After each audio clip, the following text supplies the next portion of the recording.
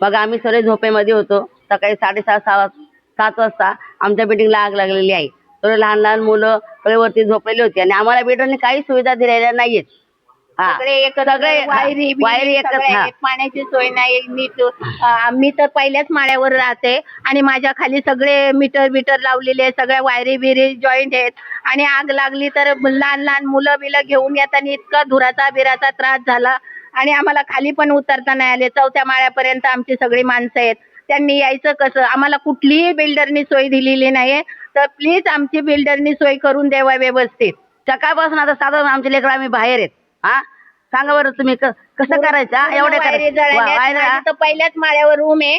Please माझ्या रूमासाठी काहीतरी मला शिफ्टिंग पाहिजे.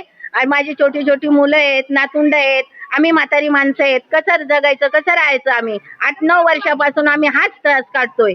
बिल्डरला मेहरबानी करून म्हणा आमच्या सोया करून द्या.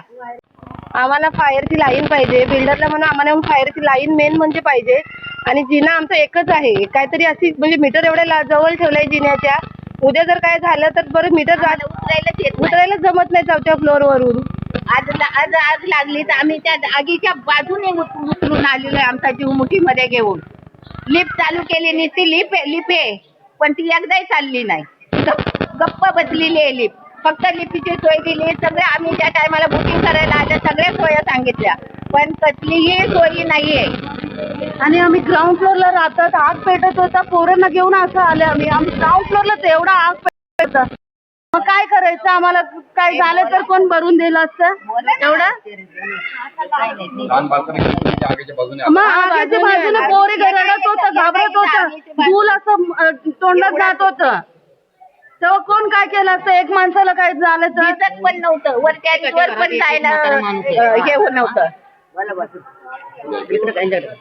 प्रत्येक घरात प्रत्येक रूम मध्ये एक म्हातारा माणूस आहे. त्या म्हाताऱ्या माणसाला कसं खाली घ्यायचं?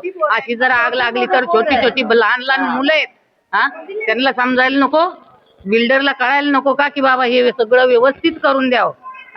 पाण्याची लाईन आणली तर ती बी अर्ध्यातच ठेवली. पुरं पाणी मिळत नाही. 2-2 दिवस आंघोळ्या मिळत नाहीत. बाथरूमला पाणी वापरायला पाणी मिळत नाही. टँकर मागवावे लागतात. कुठने आणायचं आम्ही तरी? अल्पावधीतच लोकप्रिय झालेला भारताचा बुलंद आवाज आपला Bharat channel subscribe, share, like आणि कमेंट्स करायला विसरू नका.